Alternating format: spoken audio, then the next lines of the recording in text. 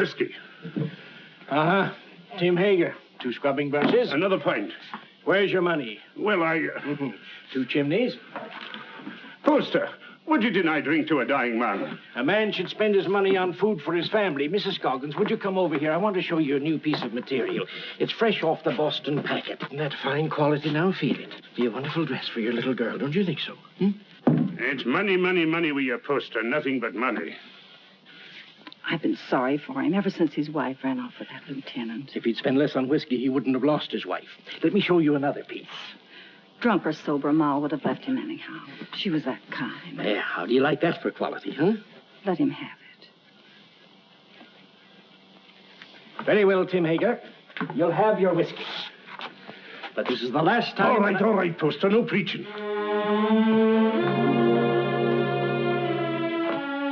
It's his little girl I feel sorry for. Poor little Jenny Hager. Faster, faster! Can't you swim any faster?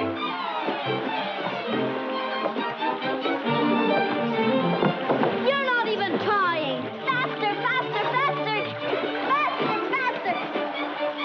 Come on, faster!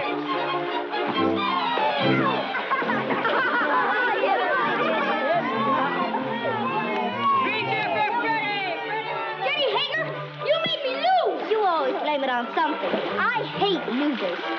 You're scared of the water. I can't swim. You'll never learn till you get out in deep water. But I'm gonna go. Oh, why don't you go help your father in the store? Measure out coffee and count wormy apples. You're no good down here. Go on, Ephraim. You can't swim till you try. Go ahead, Ephraim. He'll drown. I'm scared. Let's pull him out. No. Look, he's scared to death. Then he'll drown. Who cares? What's all that racket about? Jim Starlight! The Jets, run for it. Poor Ephraim. Poor Ephraim. Off it. Come on, boy. Hey, what's going on here? Good gracious. It's Ephraim Poster. What's he doing in the river? He can't swim, can he? Oh, what happened, Jenny? Those awful boys pushed him in. Poor Ephraim. Poor. Nearly poor murder, that's what it is. If it hadn't been for you, Jenny, he'd have drowned. You all right, Ephraim? The boys didn't do it.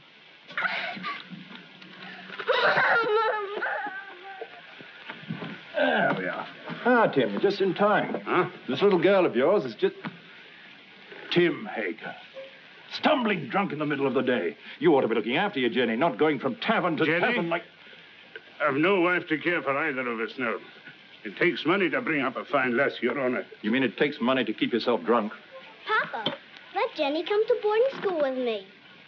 Would you like to come to boarding school with me, Jenny? Would you? Boarding school? Yes, I'd like that. I can't send you to boarding school, but you could come live at the house and earn your keep, I guess. Help in the kitchen and run errands for Mrs. Saladine. No. If I can't go to boarding school with Meg, I'll stay with my father. All right. He is your father, at least in the eyes of the law. Now, you look after that girl of yours, Tim Hager, and stop being a disgrace to Bangor. Thank you, Your Honor. Drive on. Now, young Poster, we'll take you to your father's store.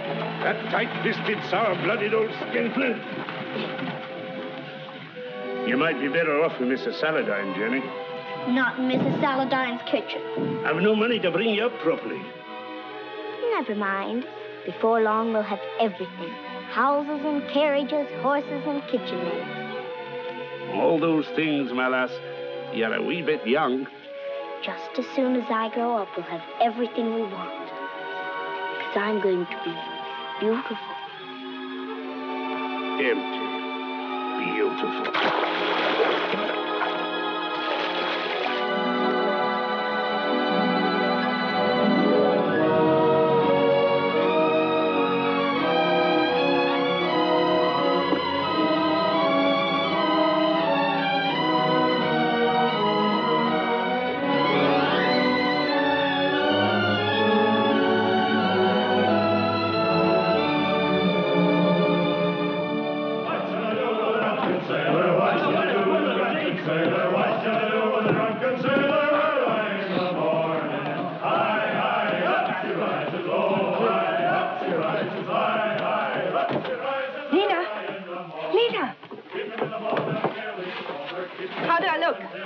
Nice, nice. Enough ribbon? Not for me, but the real ladies have different ideas. Oh, get some more color in your cheeks. And bite your lips whenever no one's looking. Men love red lips. Let's go down and meet the packet. Why should I? The sailors will all come up here anyway. Oh, but the best ones get picked off down at the dock. Listen, honey, with your looks, you don't have to worry. Why, you can get the youngest and the best-looking man on the river. I don't want the youngest. I want the richest. Jenny, that's a recipe for trouble. Don't worry about me. I can handle trouble. I know you can.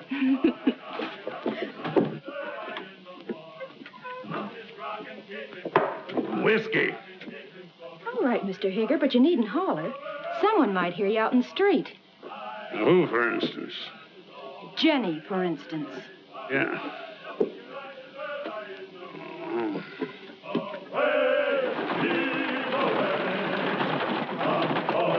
Put some life into those men. Come on. Heave. Away. Heave. Yo-ho. Heave. Away. Heave. Yo-ho. Well, Jenny, come down to see the cargo? It's exciting. We get used to it after a time. I suppose I import more stuff than any other man in the state of Maine. How many vessels do you think I own, counting the lumber barges? 56. Who told you? Somebody? Here, have some tea. Got a handkerchief? Oh, I don't need one. Take a good handful of it there. It's a present.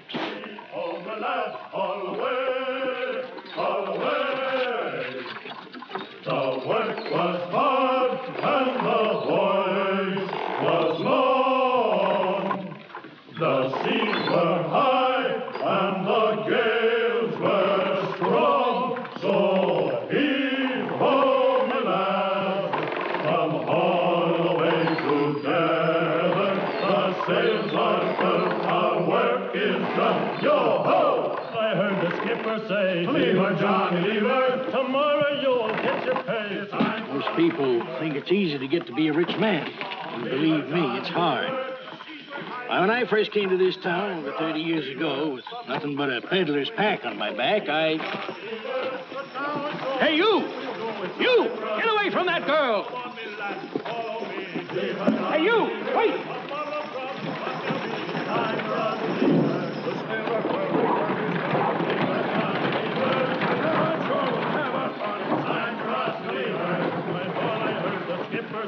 Lever, Johnny, lever.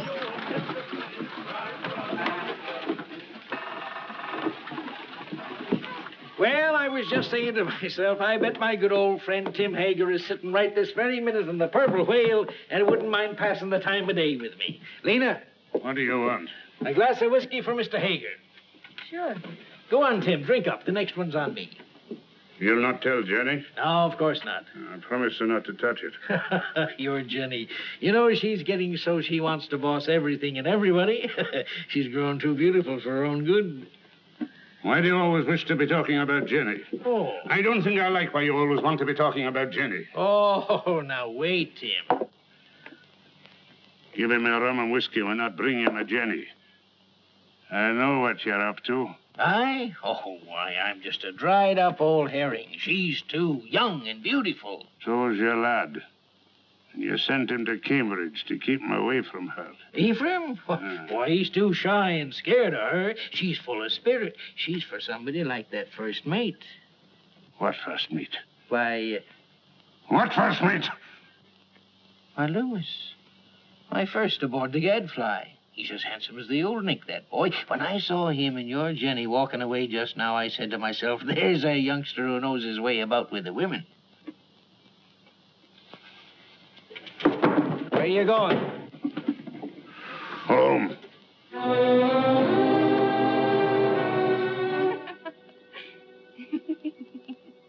Good night.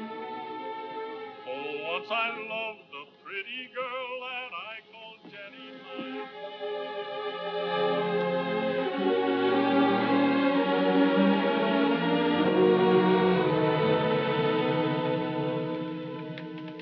You're like your mother. A wanton. That's what you are. just like your mother. You'd like to keep me here forever, wouldn't you? Well, you couldn't hold Mother and you won't hold me. Aye, but I will, Jenny. No. This isn't the life I was born for. Men like me. And it's the men who have the money in this world. When a proper man comes along. You'll take him walking in the dark and kill him, most likely. I know you don't want any man ever to look at me. But they do. You lead them on, Jenny. It's so easy for you to turn a man's head. Not with you at my elbow all the time. There have been dozens of proper men ready to take me out of this trap. But will you ever let me go?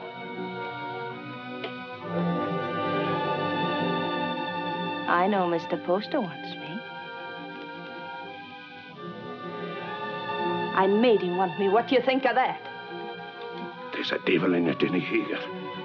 A devil straight from the bad place. And I'm going to whip him out of you. You're going to beat me. This is one beating you're not like.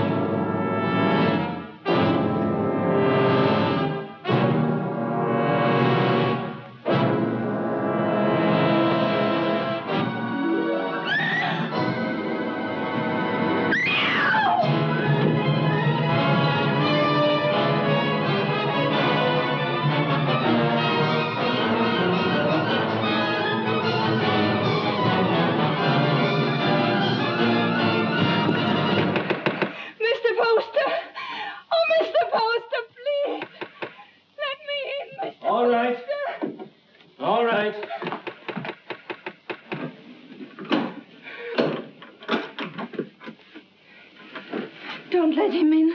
Don't let him get me. He'll kill me, Mr. Poster. What is it, Jenny girl? Who's after you? Father took after me with a whip. Land of promise, Mr. Poster. Come help her, Mrs. Hollis. There now, Jenny. Don't worry. Everything's going to be all right. You bathe her and rub some butter on them bruises and put her in my bed. Oh, that Tim Hager, he ought to be birched. That would take 6 men to do it. He's big, Mrs. Hollis, but no bigger than righteousness. If the town don't birch him, he'll be birched by the Lord. You showed good sense, Jenny, in coming to me. I'll do this. You stay outside. Oh, there now. If you keep on crying, your face will be all swole up tomorrow. And that's no way for a pretty face to be. He held me with one hand so that I couldn't move. And then he beat me until I thought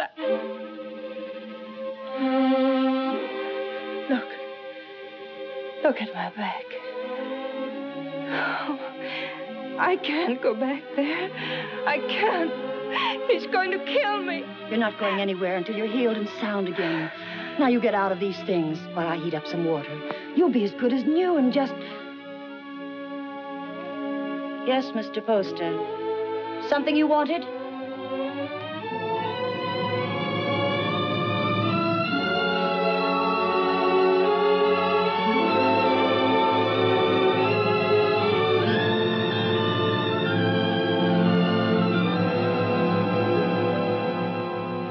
Drove her out into the night like a dog that wouldn't obey. Reverend, it's the rum that does it. We ought to scourge every tavern keeper out of town and into the river. If I had my way... We ought to be deciding about the girl, Deacon Adams. There's been enough scourging for one night. One thing is decided. The girl mustn't go back to her father. No. Someone must take her in. I would, only my daughter Mary doesn't like the poor girl. Then she's not for your house, Reverend. Make a bad situation worse. I guess we could use her to clean and maybe help in the kitchen. But a young girl eats like a man. It's more than victuals, Deacon Adams. Your wife has all the understanding in her heart that a man could ask. But Jenny's of marriageable age. Yes, that's bad. And yet we can't turn her loose on the town's charity. She needs a home. Well, yours is fairly empty. Oh, no. Leave me out of it. It wouldn't be suitable for me to take her into my house. I have no wife. You have a housekeeper, a very respectable woman. But she might leave me, and I not able to get another. We'd have a scandal in the town. Aye. No, marriage is the only answer. And the answer to that is a younger man. What about your son Ephraim? They used to be so much together. Ah, he's a schoolboy, frittering away his time at college. She needs a responsible man. Well, there must be someone. A pretty girl always has a lot of friends. What good are friends? Most of them no older than her. It's our duty to find her a good home, an honorable name, regardless of the man's age. And it should be somebody with money. And by that description, Mr. Poster, you've named yourself. Oh, no. She turned first of all to you, Isaiah. Besides, I know you're not a man to thrust a suffering lamb back into the wilderness. Maybe she won't have me. She'll marry you, Isaiah. She's a sensible girl. And in the meantime... Mary? Mary. Bring me one of your dresses. Anything, only not too expensive. I'd be good to you, Jenny, if you married me. Like a father. A good father. And he ought to know how with a son your age. You can go back to sleep now, Mrs. Hollis. You've done all you can for tonight. I'll make up Mr. Ephraim's bed for you, Mr. Poster. It ain't as warm there, but you'll be comfortable. Your father couldn't come after you, Jenny, if you married Mr. Poster. You'd be free. An intelligent girl thinks of the future when she chooses a husband. I could marry you to each other right now, Jenny. And you'd be a rich woman. It's for you to decide.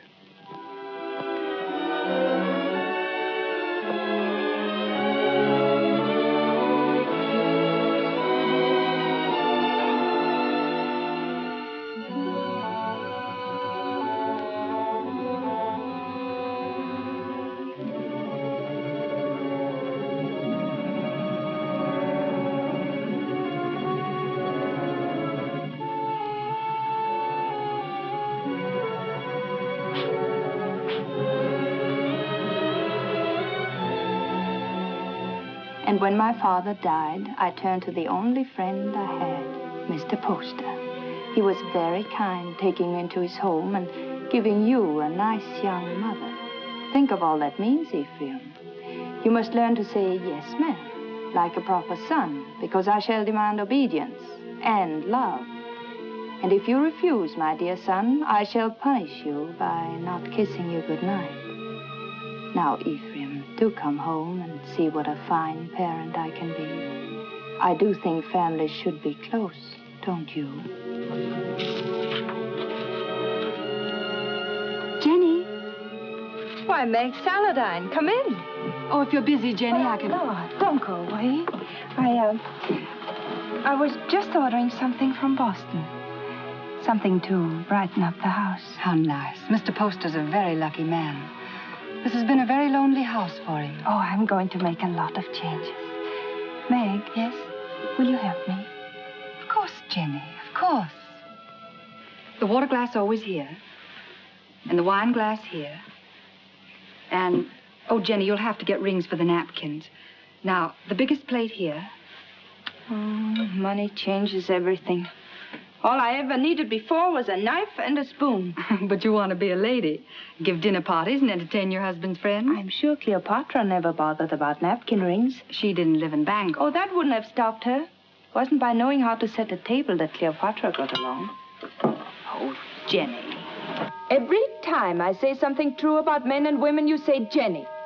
Why does a proper lady have to be embarrassed about plain talk? It isn't honest, and it makes old maids. Doesn't anyone here care about church? Judge Saladine and Mr. Poster are waiting outside, and I am in the ladies' choir. Didn't apply to me, that remark about old maids. I've already met my very special gentleman. He's not anyone in Bangor. His name's John Everett. He's Wood's boss for her husband, and he's a very educated man. Is he young? A little older than I am. Good looking? He's beautiful.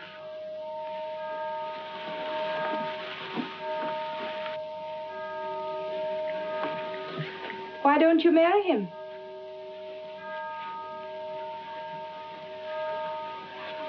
He won't. He has no money. Oh, that's nonsense. Does he love you? Yes. And you love him? Then make him marry you. Oh, Jenny, I wish I knew how. He's not like the others. He thinks things out. I'd know how.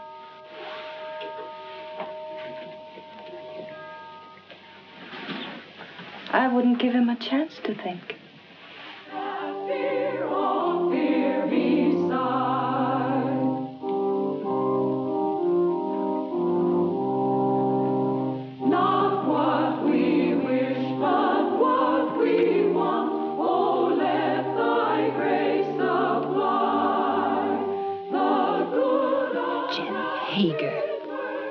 Jenny Poster.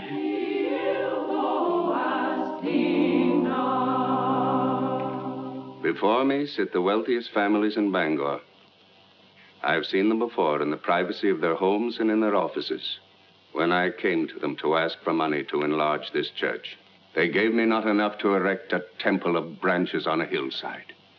And so again today, in the house of God, as they sit here with their consciences, I ask them now to pledge funds to enlarge this church. I cannot ask of the poor, but I can ask the wealthy.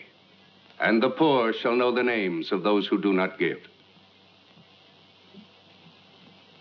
Mr. Poster.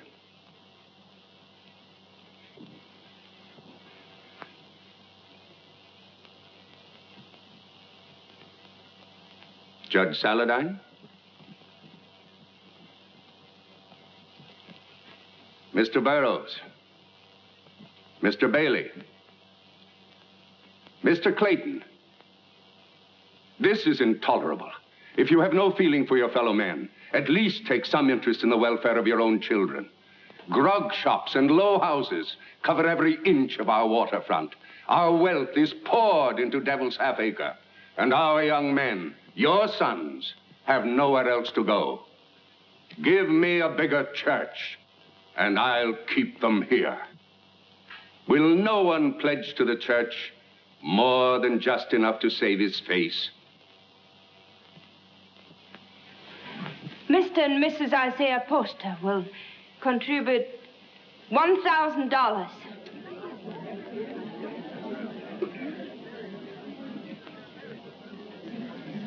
If the men of Bangor won't give to the church, the women will. Mr. and Mrs. Partridge pledge $500.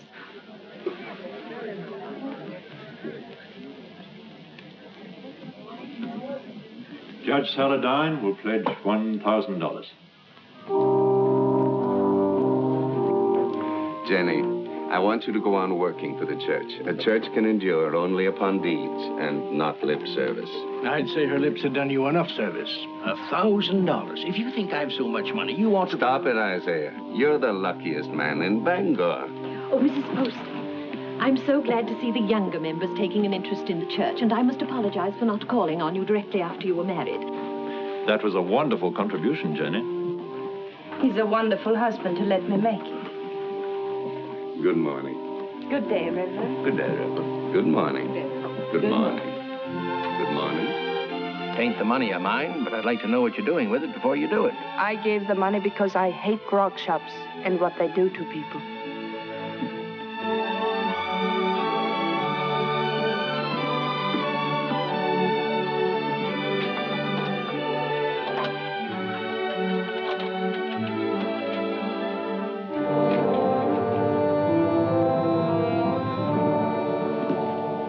How are you, Father?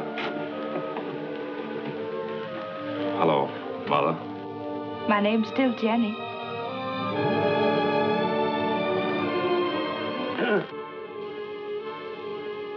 You came home, did you? I thought you'd be on your way to England or somewhere by now. Oh, England is full of architects. I knew you'd come home. Isaiah told me he sent you money to travel for a while, but I didn't think you would. I came close to it. I didn't know whether to mind your letter or mind his and go away. It's easy to see which one you thought more of. Now, why do we stand here? Let's go in around.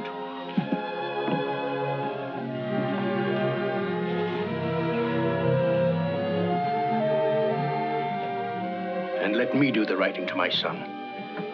Mr. Ephraim. My Mr. Ephraim.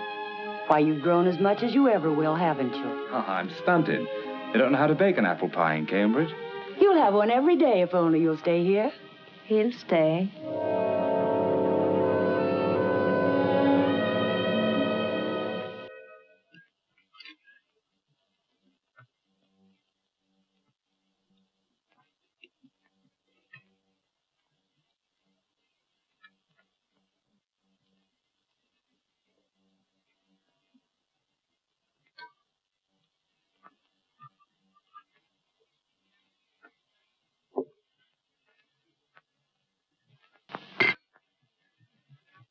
You'll find little to keep you in Bangor, Ephraim. After your fine ways in Cambridge, you'll be hard to please in this town. I thought I'd come home and go to work, sir. Work? Yes. What's your time worth to anybody? What did you ever do but waste it? It wasn't wasted. He's an architect. And a good one, too. How do you know? The same way you know he ain't. You heed my advice and you'll go someplace more suitable to a gentleman. Bangor's a boom town. Loud, rough. Growing faster than law and order. Takes a strong, stubborn man to make his way here. We need gentlemen, too. For what? To tell you the kind of bonnets and doodads the Boston ladies are wearing? Yes. A young man of fashion would be very popular in Bangor.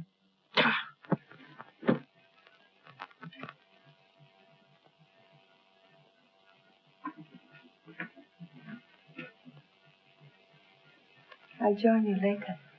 Well? Yes, Father. But you said yourself that Bangor was a boom town. Fortunes are made every day. Rich people will want fine houses. You heed what I said in my letter. Travel a bit. What makes you so angry with me? All I did was to come home. I get angry at you because of your ways. You think I don't know how you've been spending my money. Hard drink and easy women.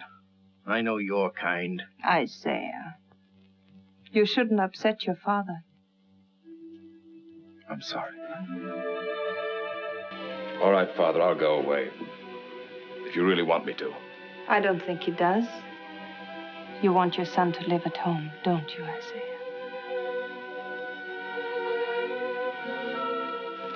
I've got a headache from all this talk. I'll lock up. It's time we all got some sleep.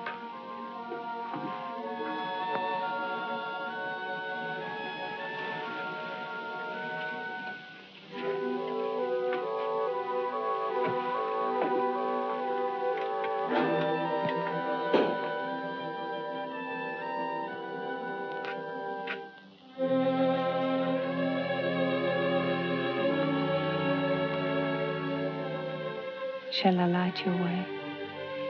Thank you.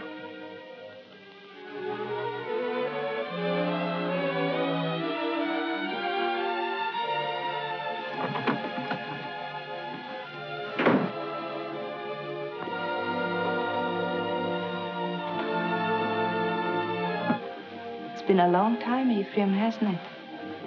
A long time, a lot of changes. Did you really like that kind of woman? That kind he spoke about? I'd rather not talk about it, Jenny. I used to see them near our house before I came here. I used to watch them and wonder about them. I can see how women would be attracted to you. All kinds of women.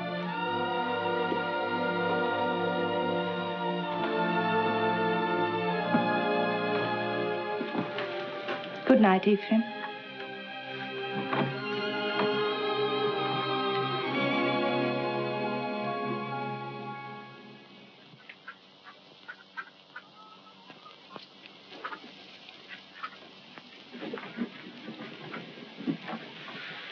Got everything? Yes, all the groceries. But no spectacles. They're hard to find. I'll tell Dr. Mason to bring you a pair when he comes by tomorrow. All right? Oh, please, not Dr. Mason. He's a very good doctor, but he won't wait for his money. You're not to worry about money. Your husband worked for mine for a long time, and if Mr. Poster wants to send you a doctor and a pair of spectacles, it's his privilege. Mr. Poster? I'll be by in a few days, and in the meantime, if you need anything, send one of your children. Thank you.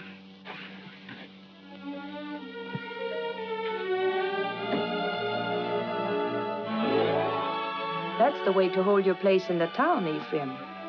And the people love you for it, Jenny. And I do want my husband and my son to be proud of me. Well, I wanted to see how you spend your days. Thanks for showing me. You've grown, Jenny. My father's wife's a great lady. I think behind Mrs. Isaiah Poster, you'll still find Jenny Hager. You remember Jenny Hager? Oh, that little ruffian?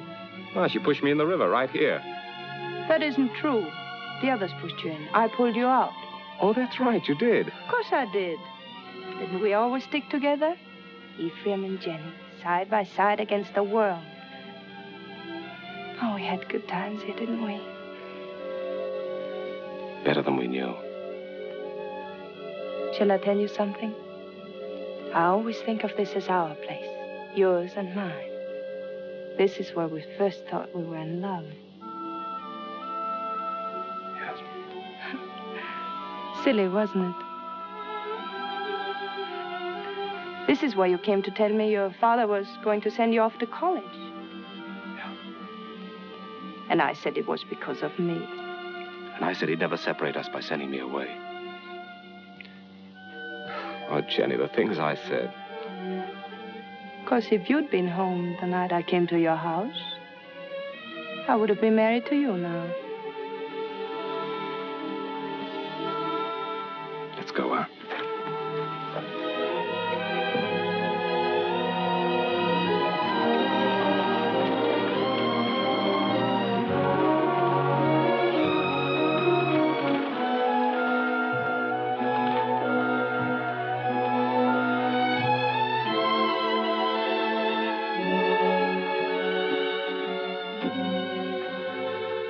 Come into the store and wait on me the way you used to. Another time, Jenny. I want to go up and talk to Father.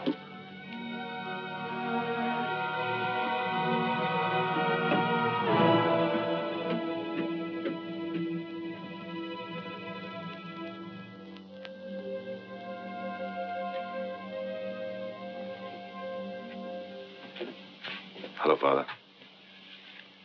Be with you.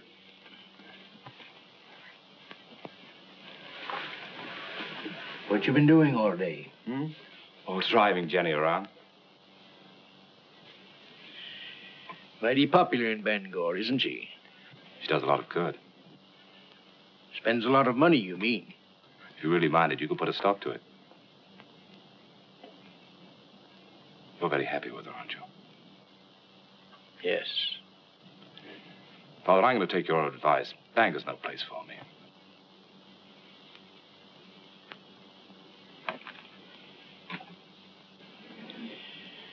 When will you be leaving? Right away, before the river freezes. I thought I'd spend the winter in Boston and then go off to Europe in the spring. I think your father needs you here, Ephraim.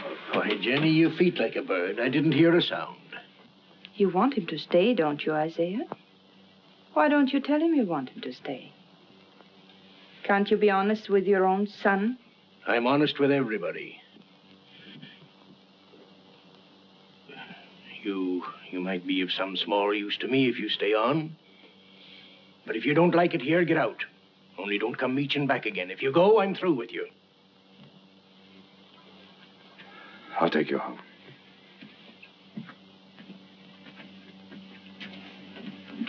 Don't work too hard, Isaiah.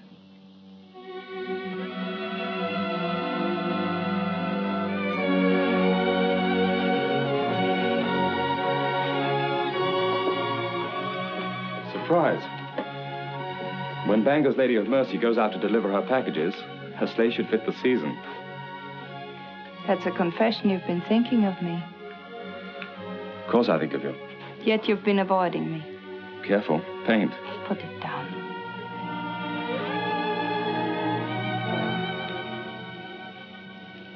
You leave the house early and you come home late.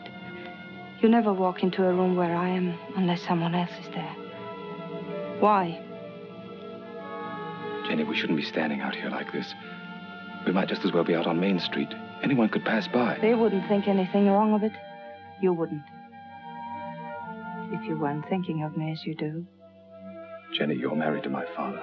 And his son loves me. He's been so good to both of us. His son has always loved me. I should have gone away. But you couldn't. Because you love me. Yes, I've loved you since before I knew the meaning of the word. The day I came home, the time you kissed me. The moment I said I'd stay here, I've loved you and loved you and loved you. Jenny! Jenny!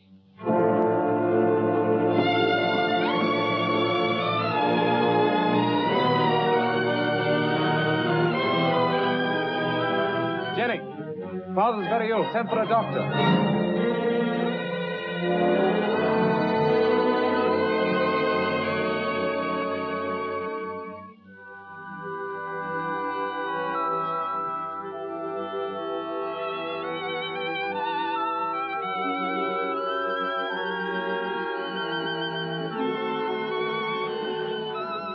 Jenny.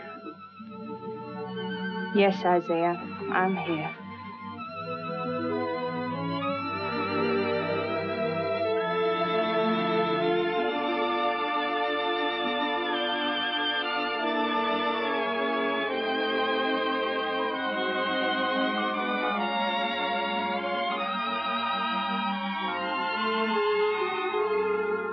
You keep this up and you'll fall in your tracks.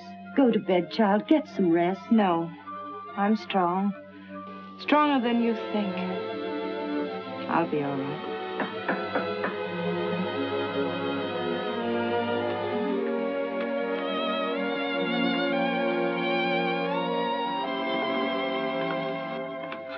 How is he? Just the same, sir. Is there any possibility of speaking with him, Jenny? There's trouble in town. Dr. Mason says warm weather might bring him around. But that's a long way off. We're at our wits' end. There are too many people in town, too much idleness. Did you hear the shooting last night?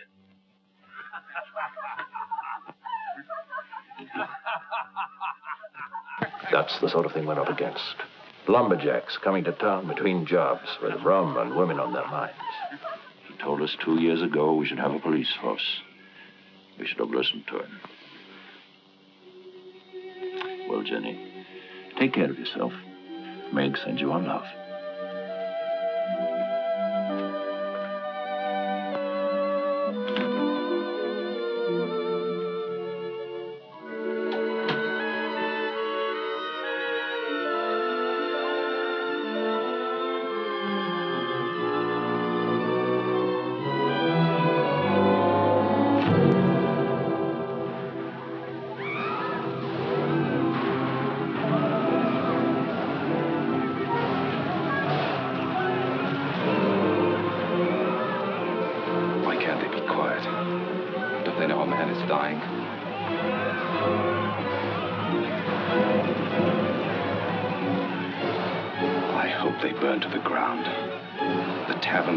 And the people in them.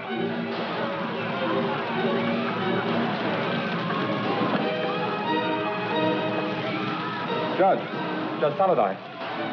There you are. Ephraim, I want you to ride to your father's number 3 camp. Tell him we're having a riot, that we need every man down here to keep order till the militia come in. I can't leave the house. That Tempest girl stole a lumberjack's wallet. And the drunken fools are firing every tavern in Devil's Half Acre. I can't go now. Didn't Dr. Mason tell you about Father? Your father's only one man, Ephraim. We're trying to save the life of the town itself. What do I care about the town? Maybe it needs a good fire to clean it up. He'll go. I'll stay with your father, Ephraim. Hurry, Ephraim. We need those men.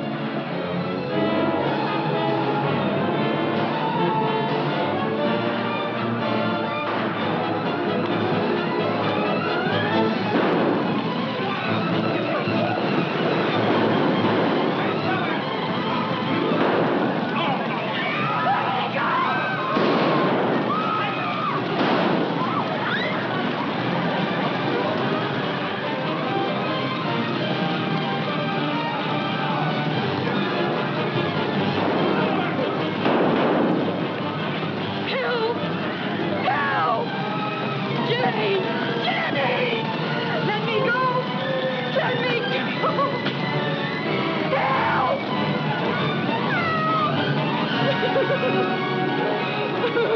Smoked you out, didn't he? Where's my money? I didn't take it. I didn't take it. Where's my money? Let's give her a bath. That'll lose their tongue. Let her go. Keep out of this, ma'am. People are getting hurt. I didn't steal his money. He was drunk in the back room. I only came in to take away the glasses. Anyone might have been there before me. It had to be mighty fast to get in a man's pockets before you. $100 a whole winter's work. I say dip her in the river. Come on, what you do with it? Oh, Jenny. Let her go. I'll give you the money. You're Mrs. Poster. Yes. It's nice to meet the gentry, ma'am.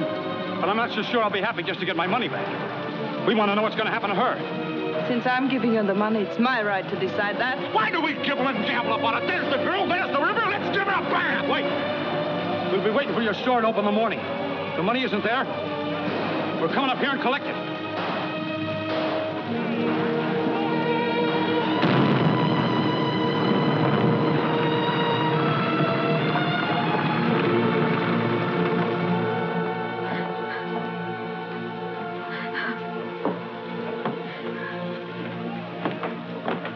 They're crazy with drink, Jenny. Burning and shooting and stabbing. I didn't take that money. Why, the town's so full of thieves and pickpockets, it could have been anyone. They were going to tar and feather me. And I hid upstairs under the rafters. They burned the place to the ground.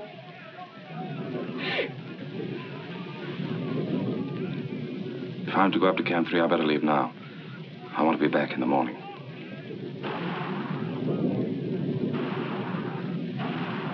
Oh, Jenny, what am I going to do now? No place to live, no place to go. It isn't right, Jenny, to be smoked out in the streets like an animal. I don't want you to worry about it, Lena. I want you to rest. Lena, do you remember the house I used to live in? Well, I want you to stay here for the night, and tomorrow you move in there. Won't cost you a cent, and if anyone should bother you, you come to me. Oh, you're good, Jenny. That's why you come up in the world. That's what I tell everybody about you.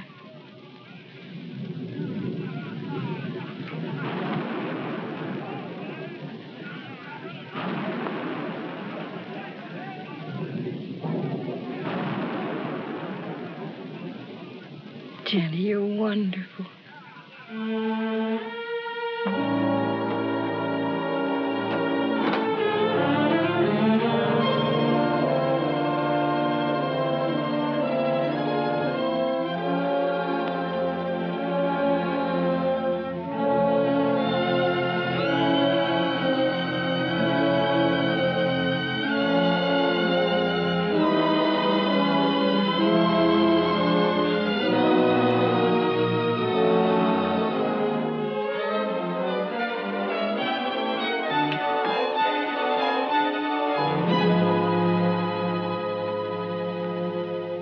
Are you going to take the carriage or the brown mare? I thought the mare would be better. You'll be careful, won't you? I don't want anything to happen to you.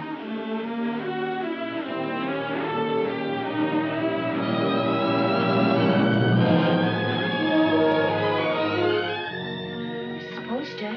Oh, Mrs. Poster?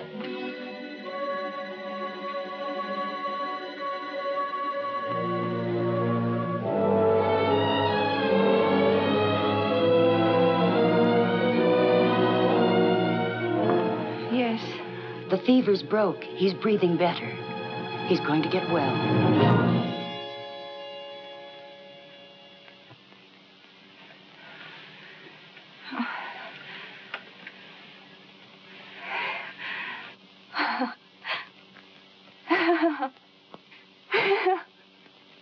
Jenny, my poor child. You've been so brave. But you mustn't break down now. You mustn't.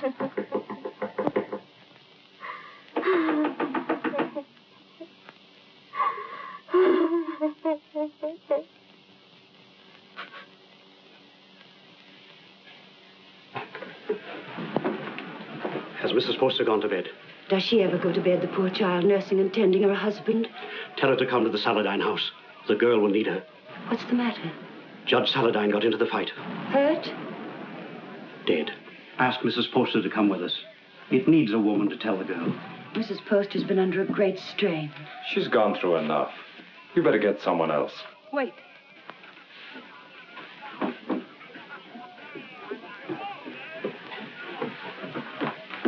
Pack my things and send them to the Saladin house. I'll be spending the night with Meg.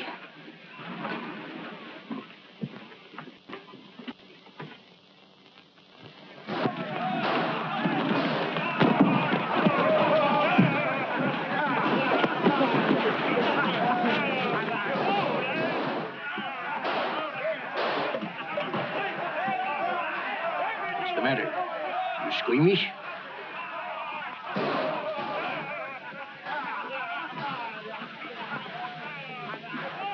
They're still fighting.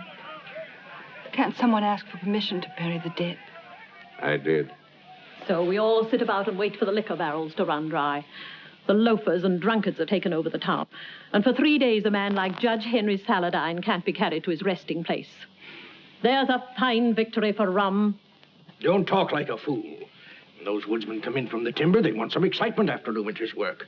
You take away their pleasures, they'll go to work in another part of the country. Which only proves that we've got to have a police force, some sort of city government, that's all. You've been too tolerant a man, Isaiah Poster. Too interested in lining your pocket. When my lumberjacks come down from the hills, they'll patrol the town till we get him decently buried.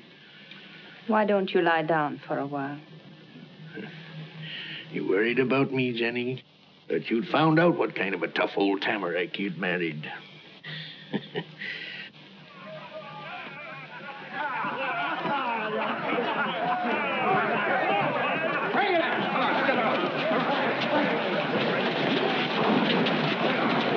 Well, we can start the funeral. What I said still goes. Get a little law and order in the town, and the grog shops can stay.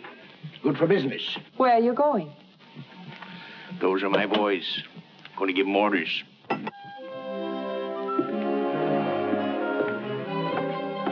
Look. Oh, Isaiah, are you hurt? You all right, Mr. Poster? Yes. Now, John, I want you to take some of your men ahead of the funeral procession, put some alongside and some at the rear. Keep it all as quiet as you can. The funeral should seem peaceful. Jenny, this is John Everett, my wife. You're Mrs. Poster? She sure is. How do you do? John. I thought I heard your voice. Meg, Darling, I'm glad you're here. it's terrible about your father. I hated your being alone when it happened. I pretended to myself that you were with me. It gave me strength. But if we don't have the funeral soon, I'm afraid I'm going to break down. Meg, you'll come to our house this evening. You'll be with us, won't you? Thank you.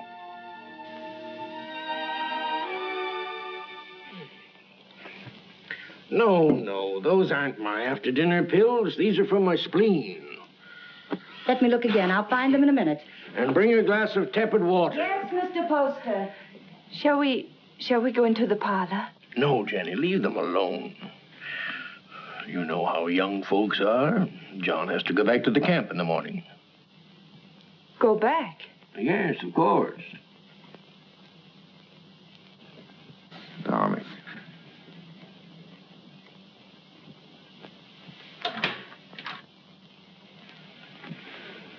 Our lovebirds have closed the door. The pills, Mr. Poster, and the tepid water. Thank you. Huh? Why must you send him back? I need him up at the camp. He's a woods boss, not a policeman. Of course, if your business means more to you than the safety of your home and family. Jenny, he's got to get that timber cut. That's all there's to it. I'm sorry we were so long, Jenny. I thought you and Mr. Poster would come in. I wanted you to be alone. Surely you can stay in Bangor a few days. I'd like to. She needs you. But I'm afraid I'll have to be away for a little while. She won't be alone. I'll take care of her. Till you come back.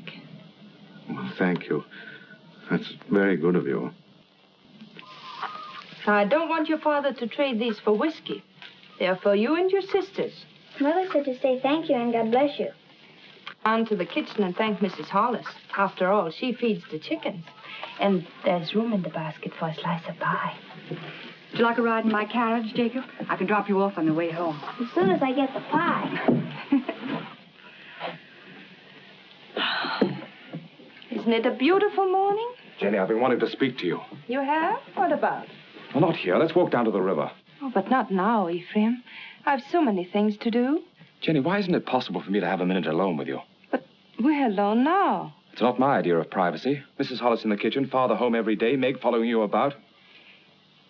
I'm sorry. That's a very short answer, Jenny. What is it? Have you seen somebody else?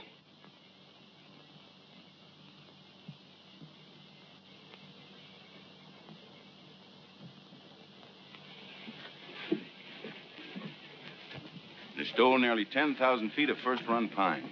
Where? Upper Big Bend. And there's not a trace of who did it. Mr. Poster, unless you get the law to step in, there won't be a choice tree left in that whole section. Law. I own that land, and I'll make my own laws.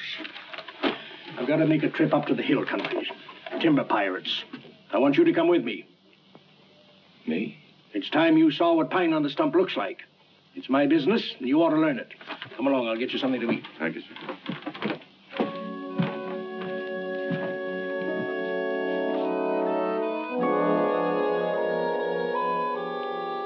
Jenny, What are you waiting for?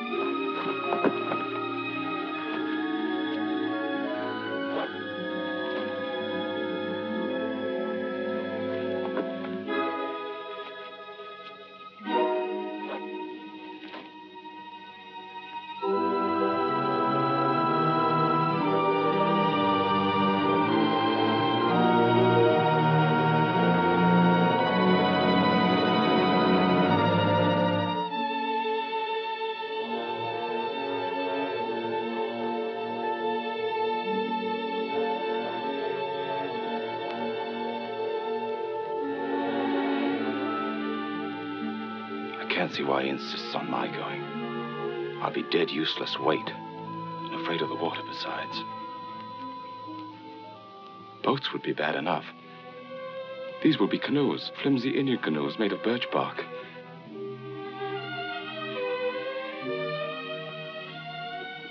Jenny, I can't admit to him that I'm frightened. Tell him not to take me along or not to go at all. I told him I wasn't cut out for that sort of life, that I'd be more of a burden than a help. But he's so stubborn, Jenny. How long must he live, Ephraim?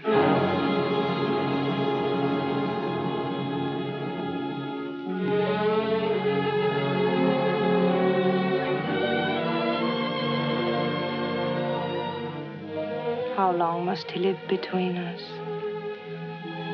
Jenny, don't talk like that. I want you to do something for us. But you're afraid. I could promise you so many things, and yet you're afraid. He's my father. As long as he's alive. Why does everything frighten you? You're going to make me very angry. And if I get angry and go on wanting you the way I do, I might tell him what happened between us. Nothing has happened between us. No. But which of us will he believe? Jenny, you couldn't. You know what that would do. He lived a full and useful life. It would be a pity to see him die. But a greater pity to see his life ruined. With a lie. We've been living a lie, Ephraim, and I want to be done with it. I want you to return alone.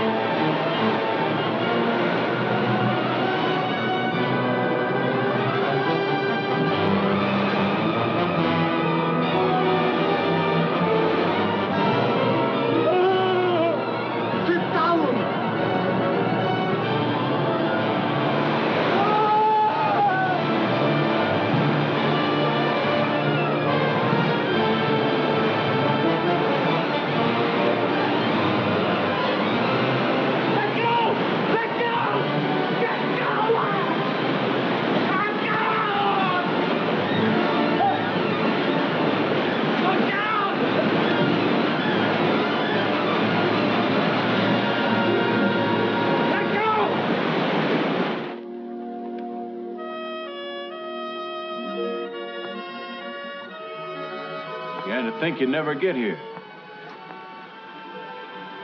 Where's the old man? Where's your father? What happened? What happened? He make old man die. Now, we go through swift water. He afraid. He stand up in canoe. And the canoe turned over. Mr. Poster was too weak to swim. They fought to see which one would get that bailing bucket. I guess you can see who won. He's dead? I guess he is, ma'am. Where's his body? Must have settled in the quiet water further down. I'm sorry, but we hunted all we could. I'm sure you did. That's the whole of it. Except what Mr. Poster here can tell you. If they hear of anything, they'll let you know. Thank you. Jenny, believe me, it wasn't my fault. I was afraid. You know how afraid I am of the water. You can't come into this house, you wretched coward. You killed your father.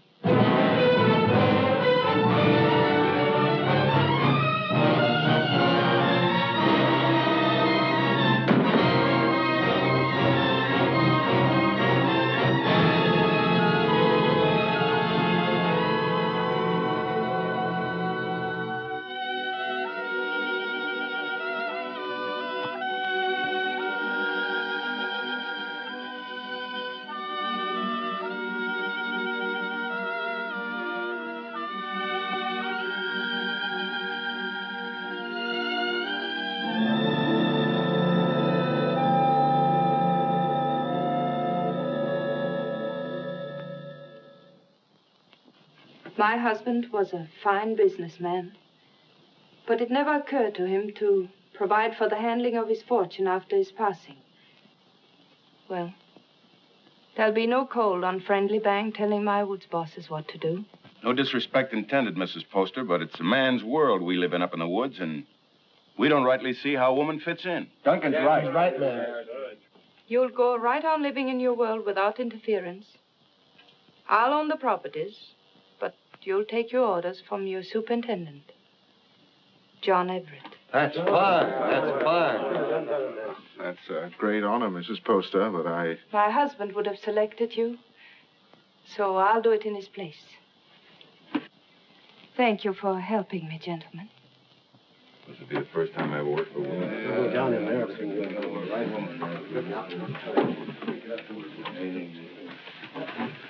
Until this meeting, I thought I was very much alone in this world.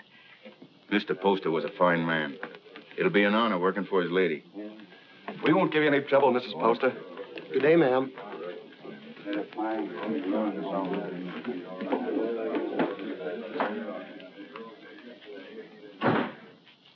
This is a wonderful thing you've done for me, Mrs. Poster. Have you any objections to working for a woman? Well, that depends on the woman. It'll be like managing a kingdom. Mr. Poster used to think of whole townships as other men think of acres. It really is a kingdom he built up. It's too bad. Too bad there's no heir to take the throne? Yes. Poor Ephraim. I never gave him a chance to explain. I accused him without proof. What more could you need? They saw him do it. I didn't.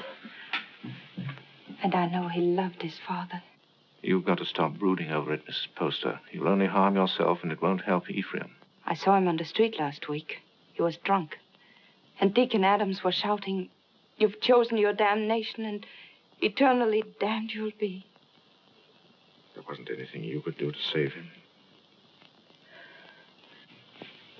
You're very tired, Mrs. Poster. I won't be after today. I've placed my troubles on your shoulders. Please carry them well for me.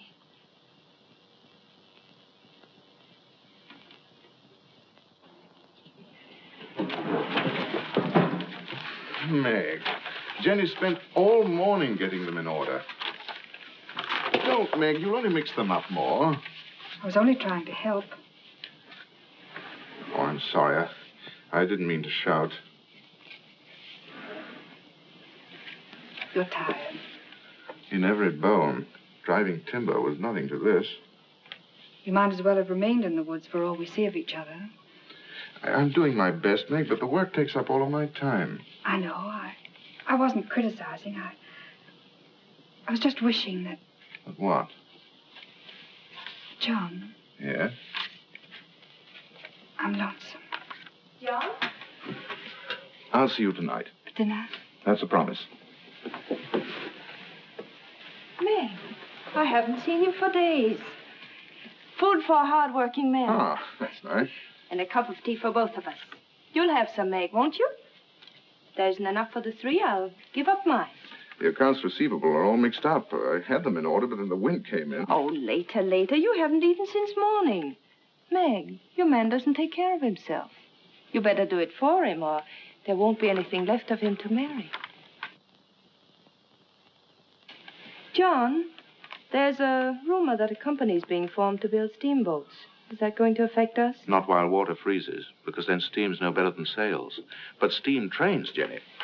Just think. There'll be one to Old Town, and one maybe to Holton, and definitely one coming this way from Augusta. And we can load our wood right on our own trains and get into market weeks before the ice breaks. We'll outsmart everyone in the business. There'll be no stopping us once we get started. Jenny, you'll be the richest woman in New England. Then we'll have to make you the richest man. What's happened to Meg? Meg?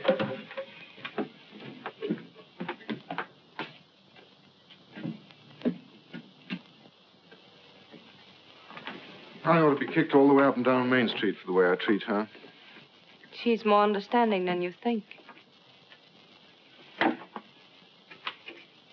I'll be with the Temperance League all afternoon, so if there's anything important you want to discuss with me now...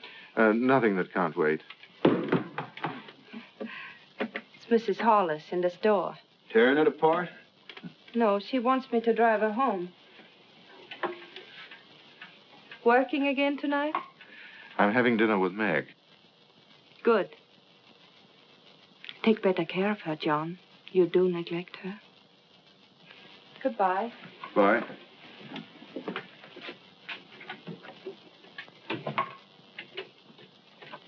Camp 3. Thank you. She's a wonderful woman. Someday I'm going to pull a bottle out of his hand and bash his head in. Who are you talking about? Young Poster. You should hear the things he says about her. Has he been talking about her? Why, that drunken little... I've seen her nearly sick with worry over what he's doing to himself. Find out where he stays. I want to see him. Poster, are you in there?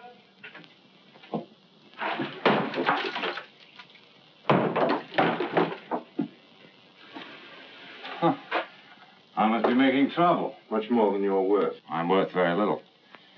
What happens to me now? Did you beat me up yourself or some of the boys outside? Come in. Drinks for everybody. No witnesses. I had witnesses when I killed my father. That made her very angry. When did you last eat? Other.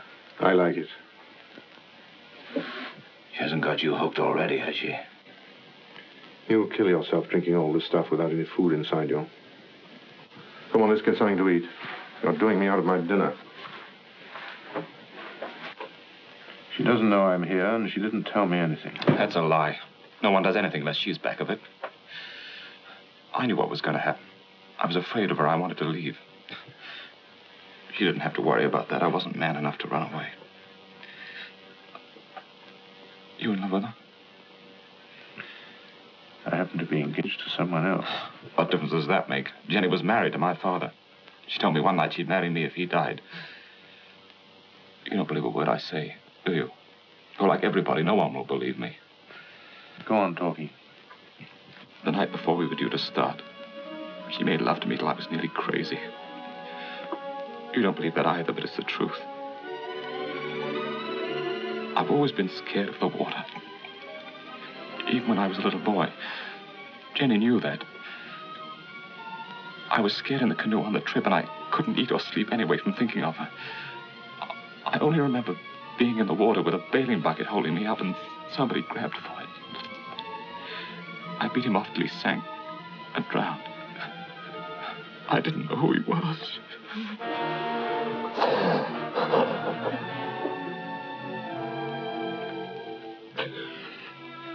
She's so rotten. You've got to believe me. She's not even a human being. Maybe I did know who he was. I guess I did. She'd put the thought in my heart. And if I hadn't done it then, I know I would have later.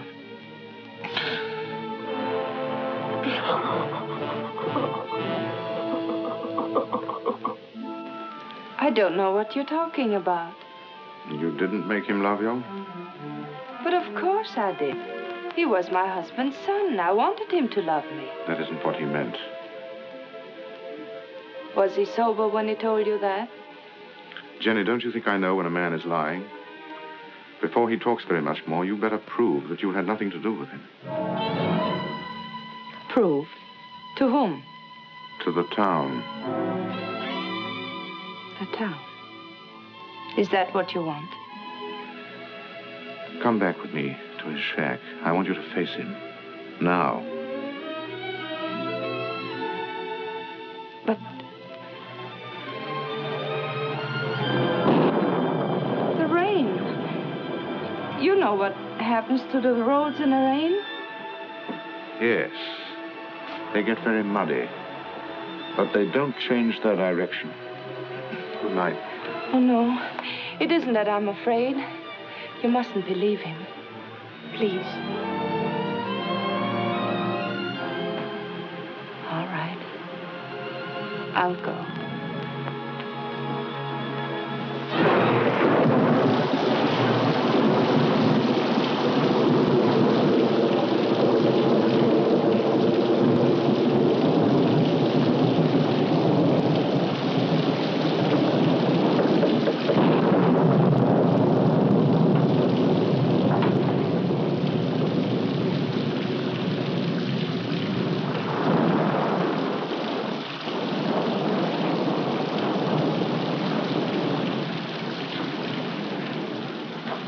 Can't have gone far in this rain.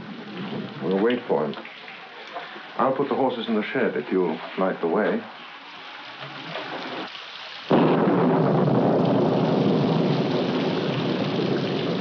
See if the shelter's clear.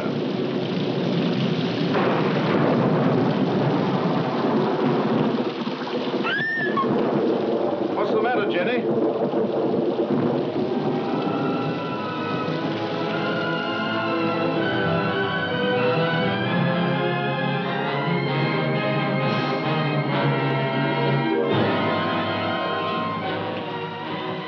Don't look, Jenny.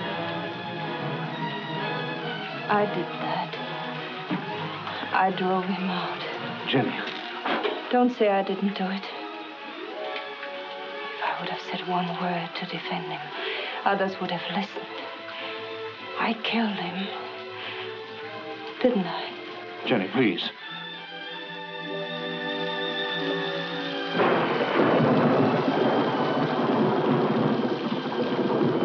Go inside and sit down. You're shaking.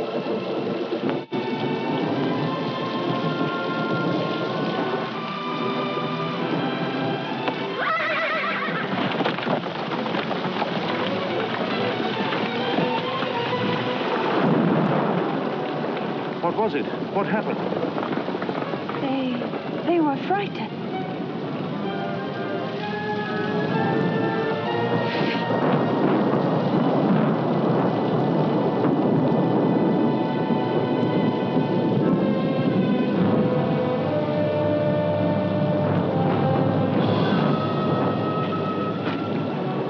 We're 10 miles from town, and we'll have to walk.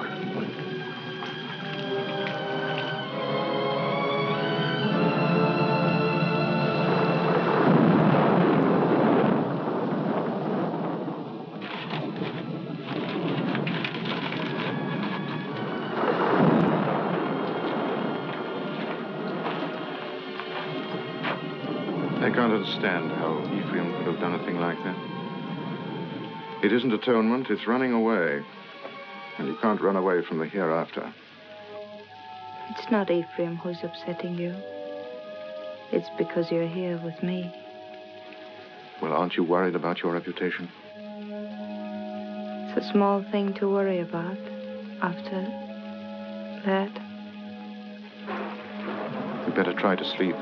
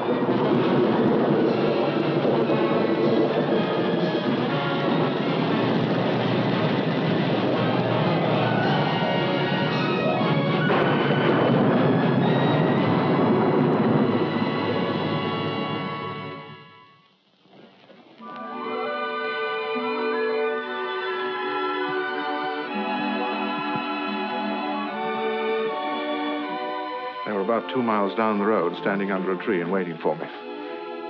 And the carriage? Just a broken axle. I can fix it in an hour.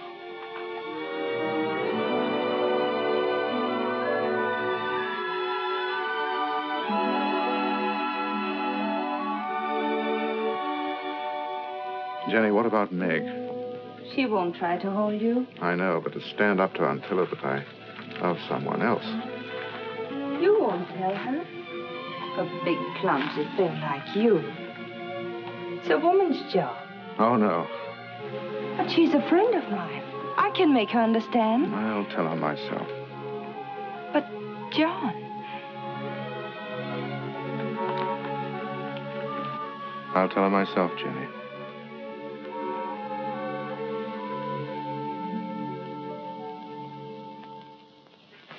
It must have been the storm. That's the only way I can explain it. The storm and the excitement and the lightning struck us. What more can I say? It's nice that we're such friends. Makes it easy to talk this over. There's nothing to talk about. I love him. But if you still want him, he's yours. You know that. You know I'd give him back to you if you asked me to. I suppose I'm a fool. Why? I should have realized that when he said he loved me, he must have said the same thing to you just the day before. No, he didn't. He never said those words to me. I thought it was because he was shy.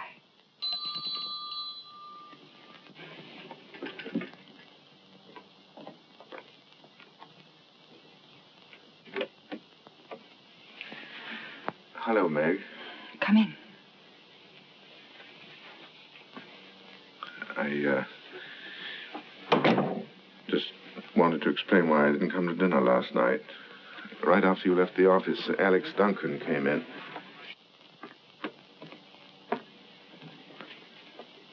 Jenny, I told you I wanted to explain this to her myself. I didn't think you should. I'll be waiting for you outside.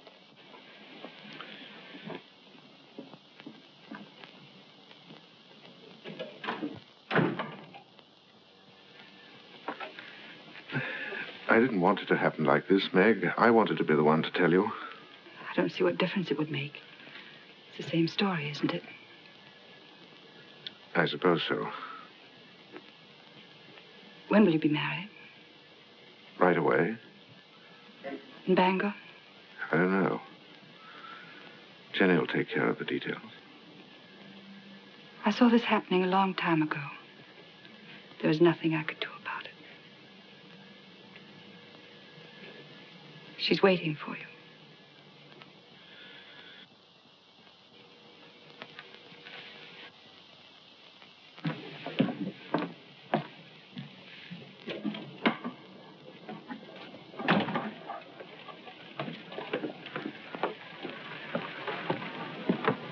Jenny, how could you do a thing like that?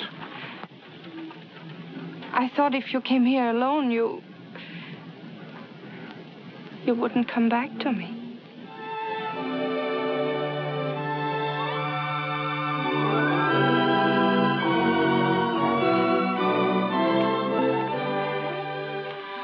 My dear son, I wanted to be with you this Christmas, to see you again, and to meet your wife.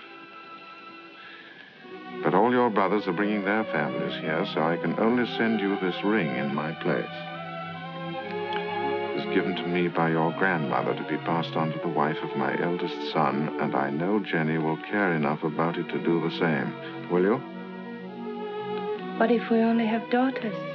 We'll have sons. I have made up my mind. What else does your mother say? Well, she talks about my brothers and how deep the snow is, and then she says, "A Merry Christmas to you both, my dears. The Lord bless you, Jenny, and make you fruitful. My arms ache for John's first boy." Your mother must be a wonderful woman. I hope that someday you'll say I'm just like her. Well, that won't be easy. Mother had 9 sons. What a lot of boys running about the house. Must have been very uncomfortable for her. Oh, she loved it. She would have been uncomfortable with a small family. The Everetts run to numbers. Tell me about your brothers. Are they all tall and handsome like you? Do they all have pretty wives? Why? Prettier than I am? You vain little peacock. You know there's only one answer to that. Say it. I married the loveliest of them all, and the best. Say, I love you. I love you. Say, we don't need anyone else, ever. Anyone at all. No one.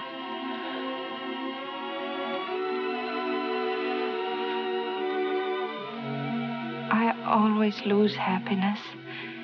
I can't seem to hold it. Keep me happy, darling.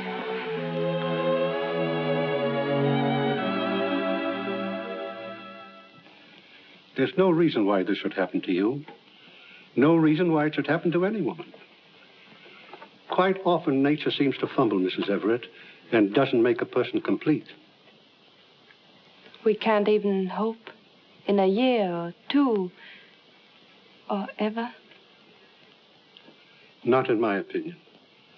Of course, you're free to consult with another doctor.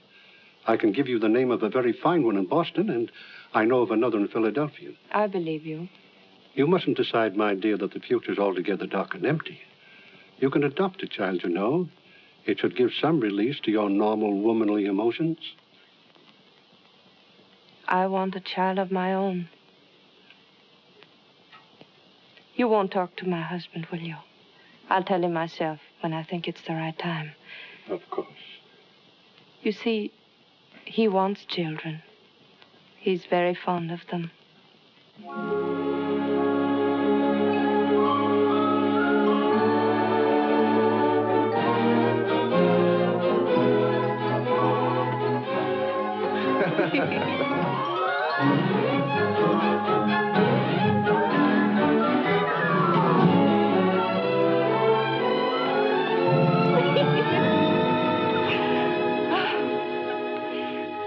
I never knew what love was before you. I know now I was never married to Isaiah at all. Jenny, I want you to forget Isaiah. I want you to forget your whole life before I came into it. You know, a lot of new furniture isn't going to change that house. Why do you want to go on living in it? Oh, but it's a good house, John. It'll stand for a long time. At least until we know just where to build another. Well, I'm not finicky about where it'll be. I just think you want to go on living in that old tomb. What do you say, Jenny? Should we start building our own house? But that is our house. Belongs to Isaiah Poster. Let him keep it. Oh, but he's dead and he left it to me. Belongs to him and his son, and it's full to the roof with sorrows. I want to get out of it. I want new rooms and more of them. And for the sake of our children, I want light and air. There are enough rooms now. Which isn't the right house, Jenny. It's too close to Devil's Half Acre. It isn't the place to bring up children.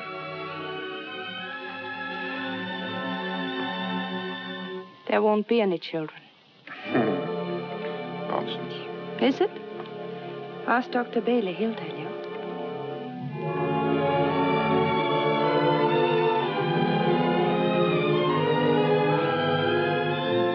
Seems there are some things we haven't talked about.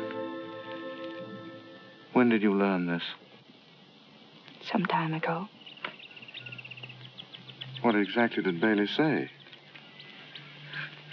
Oh, I don't remember. Makes a lot of difference, doesn't it? How do you mean? Between us. Doesn't make any difference at all. There are many things a husband and wife can live for. I wonder what you'll think in a few years from now. I'll think that you're more beautiful than ever, and that I love you very much. Oh, look. There's Lincoln Pentridge. He's a great man. He has special powers.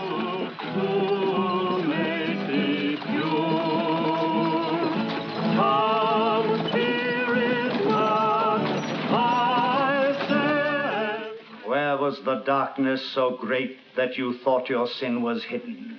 There are eyes that search out every sin. There is a tongue that will accuse you on the judgment day. There is a hand that is terrible in its strength. What is so beautiful as a pure woman? What is so vile as an evil one? The good women of Bangor, such loud amens and nodding of heads, because I spend my fury upon her, and not on you. How pious you are. How good with your eyes cast upward. Can one of you step forward and say, "This is my soul. See how it shines"? Can one of you hope to escape the terror? How sweet are the ladies of Sodom and Gomorrah. How sweet in silks and satins and laces and ruffles here in the house of God. How costly must be the perfume that will not let you smell brimstone. What great secrets are among you? Who is named Vanity? And who is Lust? What woman has put away a husband? Which of you has taken a man from her sister? This is your sister. Come forward and sit with her and be counted. You cannot hide behind your beauty. Your beauty has made you evil, and evil destroys itself. Your soul will become naked. The truth will be revealed. Confess now, while there is yet time. You cannot escape. You can never escape. There will be no sons to mourn for you, no daughters to weep for you. Evil does not propagate itself. It withers in its own fire and is consumed. The lips of a strange woman drip honey, and her mouth is smoother than oil. but her end is bitter as wormwood, sharp as a two-edged sword.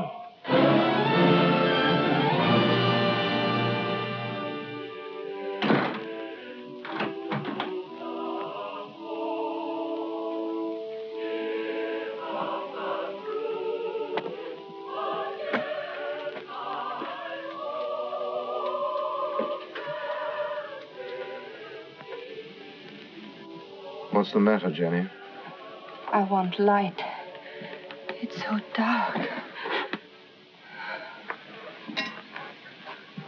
Why do you go to those meetings? It's not like ordinary church going. You come home exhausted and afraid. He was talking to me. Straight to me. I mean, what is it? The pit he talks about isn't down below, it's up here. I don't know why I listen to him. He tries to trap people. Tries to make them admit things that aren't true. He's not any better than the people he talks about. No, he's right. The town is becoming a sinkhole. That horrible man. To say to me what he did. He wasn't talking. He was talking to people like Lena. Jenny, I've come to a decision. We're going to put Lena out of your house. No. I don't care what she meant to you when you were a child. I'm talking about what she is now. I don't want you to be connected with her. Why not? In what way is she different from us? Except that she's more honest. She goes out of your house tomorrow. I don't want her sins on your hands. You good, righteous man. You hypocrite. Telling others what they must and must not do while you live in this house with me. Do you know what went on in this room before Ephraim killed his father? Jenny. Do you remember the things he said about me? You said he was drunk and afraid. Of course he was afraid. We're all afraid. There's hell opening under our feet. Jenny. This is where he said, sit down, John, and I'll show you how I made him kill his father. Sit down and I'll kiss you the way I kissed him. Why do you look at me like that? Why do you pretend everything he told you was true and you knew it? You knew it!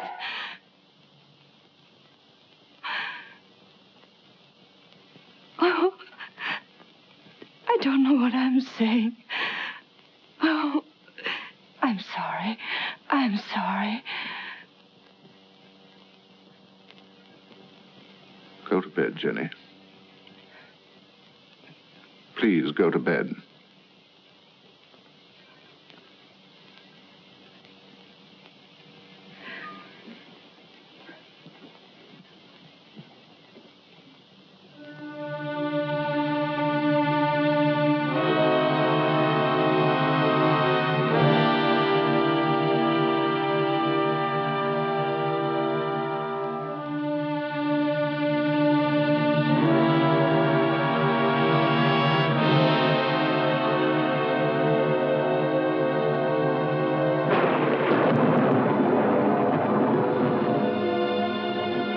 John, is Mrs. Hollis back from church?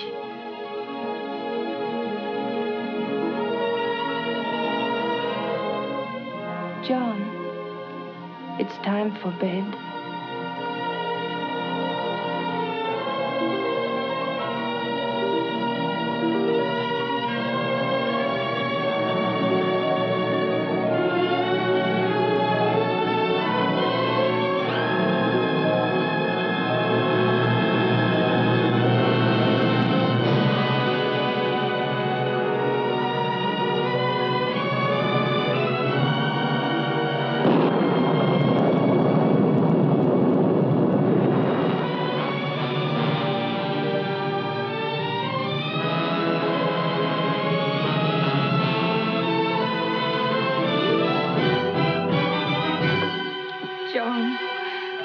Forget what I said. You know I couldn't have done it. I never believed it. I tried not to believe it. Because you love me. You still do. Yes. Darling, don't be unhappy. We know each other now, and that's good. There'll be no more misunderstandings, no more quarrels. Oh, darling, there'll be just the two of us. No, there won't. There'll be 3. There'll always be Ephraim.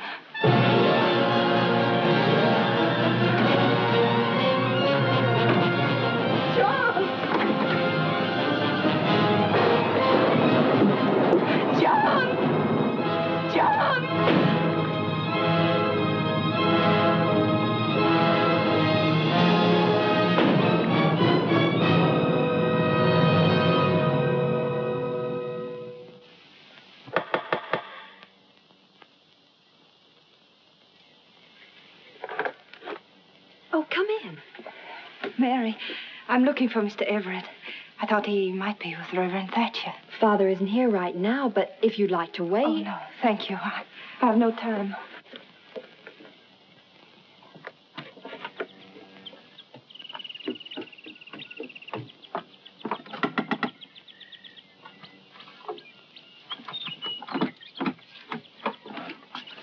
Good morning. Is Miss Saladin home? No, Mrs. Everett. She went out. Has Mr. Everett been here? Oh, no, I haven't seen him. Thank you.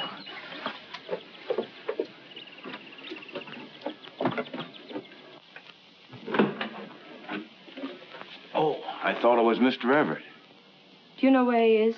He didn't come in here, ma'am. I slept here last night on account of the rain, and you're the first one in. Mr. Everett tells me you're sending a school teacher up to every camp with more than 2 families. That's a handsome thing to do, ma'am. I guess you're mighty fond of children. Duncan, who did sleep here last night? Was it you or Mr. Everett? Ma'am, I told you. Oh, that's just another one he has. He sometimes... He wore this hat when he brought me home from church last night. And he wore it again when he went out for a walk. Now, why aren't you supposed to tell me where he is? You put me in an awful fix, ma'am. I promised him... Duncan, he isn't well. Couldn't you see that? What good is a promise to a sick man when it keeps his wife from helping him? Is that the trouble with him? I kind of thought he looked funny around the eyes. Where is he? Well, I'm not telling you, mind you, but that'd be the wrong kind of hat to wear up in the pine country. Where in the pine country? Fire watcher's cabin. Indian Hill. When will he be back? I don't know. 2, 3 days, I guess. Said he wanted to go up there and think a while. Oh, I got a loose mouth. That's my trouble. Makes 2 people I told where he is. Who is the other? Miss Saladin. Miss Saladin. Came in here about an hour ago and dug it out of me just like you did. Said she saw him last night alone. Acted like something was wrong. Next time he trusts me with anything, it'll... It was very good of you to come up here, Meg. But there's really nothing you can do to help me. No one can help me but myself. My whole life with Jenny has been the act of running away. I ran away from the woods where I belong. And again, I ran away from the truth when Ephraim tried to tell it to me. I forced myself not to believe him. I understand. If you had, you never would have married Jenny. No. But this time, I'm not running away. Right or wrong, my place is with Jenny. I love her, and I'm going back to her. John, I'm glad. Because I believe that her love for you has made her as good as everyone always thought she was. Shall we go now?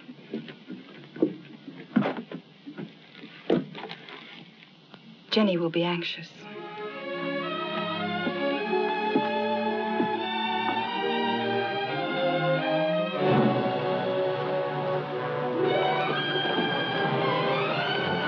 It's Jenny.